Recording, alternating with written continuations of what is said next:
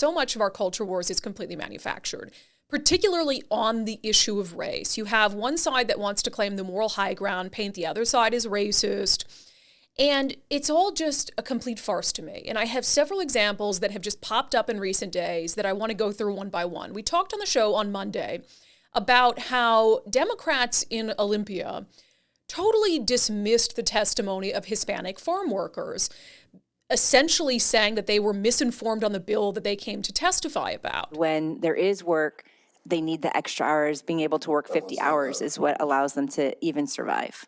And it would be even more if they could work those extra 10 hours and have that be time and a half with overtime.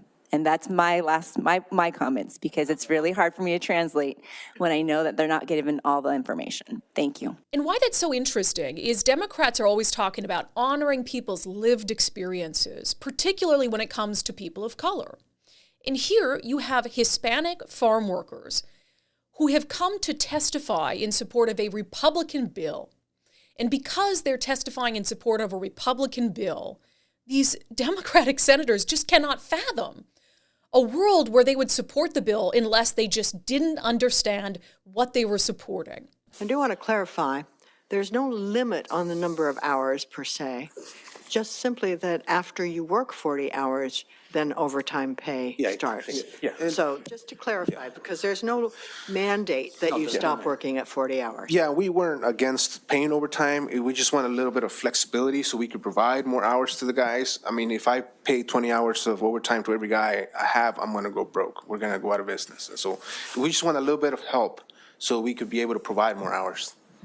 Thank you. Thank you. Yeah, because when you employ 400 guys a week and you have to kick in the overtime, thank you. It's gonna hurt. So the next time that you hear Democrats say that we need to listen and trust in someone's lived experience, just remember, they only care about your lived experience if it supports or bolsters a policy that they're already pushing. I also want to talk about the city of Seattle. This is a story I brought up on the Wednesday subscriber episode. This is a city that talks about equity, equality all the time. That people, no matter their gender, sexual orientation, the color of their skin, should have an equal opportunity in life, should be treated equally, which we should all agree on. And then Seattle Mayor Bruce Harrell goes and says something like this.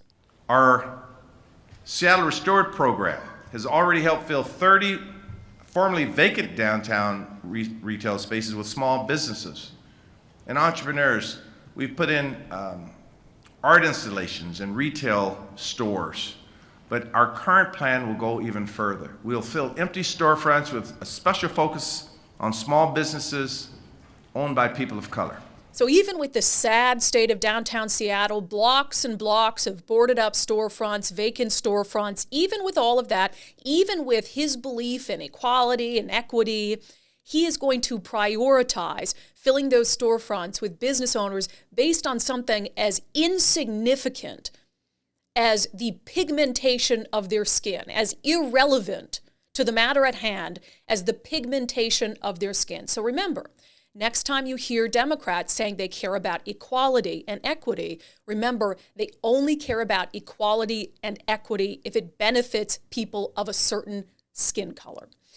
I also want to talk about a couple national stories in this regard. Nikki Haley announces her bid for the presidency. She is, by any stretch, any standard, a qualified, competent woman of color. And that's what, the left talks all the time about lifting up, praising women of color, supporting women of color, supporting them to take on roles that they'd be the first to do as a woman of color. They're all about celebrating that. Ketanji Brown Jackson, Karine Jean-Pierre, the White House press secretary, Kamala Harris, the vice president of the United States, all women of color worthy of celebration because they are breaking barriers in their field. So naturally, Nikki Haley being a woman of color, of course the national media would absolutely celebrate the potential milestone of having a woman of color elected to the presidency. So let's listen to how they characterize Nikki Haley on MSNBC. To quote Zora Neale Hurston, not all skin folk are kinfolk. Nikki Haley instead is the Dinesh D'Souza of Candace Owens. She's the alpha Karen with brown skin. And for white supremacists and racists, she's the perfect Manchurian candidate. And instead of applauding her, I am just disgusted by people like Nikki Haley who know better, whose parents were the beneficiaries, as Asha said, of the 1965 Immigration Nationality Act, which passed thanks to those original BLM protesters and the Civil Rights Act. Her father came here because he was a professor. He taught at a historically black college in South Carolina. That's how she became the proud American that she is. And yet, what does she do? Like all these model minorities, which, by the way, is a strategy of white supremacy to use Asians in particular as a cudgel against black folks. Instead of pulling us up from the bootstraps and pulling others from the bootstrap, we're taught to take your boot and put it on the neck of poor browns, immigrants, refugees, and black folks. And that's what she did in her ad. So I see her and I feel sad, Mehdi, because she uses her brown skin as a weapon against poor black folks and poor brown folks. Ah, yes. Nikki Haley, a strong, smart woman of color, but all of that apparently negated by her political ideology. So again, when the left tells you they support women of color, remember, they only support women of color who agree with them politically. And speaking of that same topic, Don Lemon. She says people, politicians or something are not in their prime. Nikki Haley isn't in her prime. Sorry. When a woman is considered to be in her prime in her 20s and 30s and maybe 40s. What are you talking? Wait. That's not according to me. Prime for what? It depends. I mean, it's just like prime. If you look it up, if you Google when is a woman in her prime, it'll say 20s, 30s, and 40s. If you think for a second Don Lemon would have ever said something like that about Kamala Harris, you are sadly mistaken.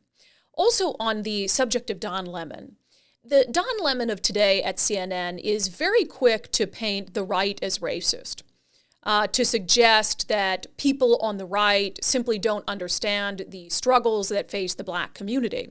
I wonder what the Don Lemon of today would say if a Republican said the exact same thing about young black men that Don Lemon himself said about 10 years ago. Because black people, if you really want to fix the problem, here's just 5 things that you should think about doing. Here's number 5. And if this doesn't apply to you, if you're not doing this, then it doesn't apply to you. I'm not talking about you. Here's number 5. Pull up your pants. Walking around with your ass and your underwear showing is not okay. In fact, it comes from prison when they take away belts from the prisoner so that they can't make a weapon. And then it evolved into which role a prisoner would have during male-on-male prison sex. The one with the really low pants is a submissive one. You get my point? Number 4 now is the N-word. By promoting the use of that word when it's not germane to the conversation, have you ever considered that you may just be perpetuating the stereotype the masser intended, acting like a nigger? Now number 3, respect where you live.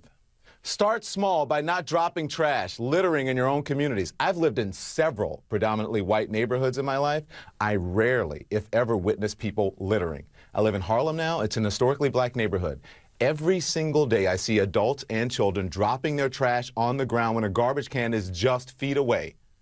Just being honest here. Number 2, finish school. You want to break the cycle of poverty? Stop telling kids they're acting white because they go to school or they speak proper English. A high school dropout makes on average $19,000 a year. A high school graduate makes $28,000 a year. A college graduate makes $51,000 a year. Over the course of a career, a college grad will make nearly $1 million more than a high school graduate. That's a lot of money. And number 1, and probably the most important, just because you can have a baby, it doesn't mean you should, especially without planning for one or getting married first. More than 72% of children in the African American community are born out of wedlock. That means absent fathers. And the studies show that lack of a male role model is an express train right to prison. And the cycle continues. Can you imagine if a Fox News host said those exact same things about young black men today that Don Lemon said 10 years ago? There would be calls for them to resign, calls for them to be fired. Don Lemon would be talking about it wall to wall on CNN this morning. So to recap, when the left says that you need to respect someone's lived experience, when the left says that we should support women and women of color, when the left says they believe in equity and equality, remember that they believe in those things unless it doesn't suit them politically. And then all of those buzzwords, all of those values and morals they claim to hold take a backseat.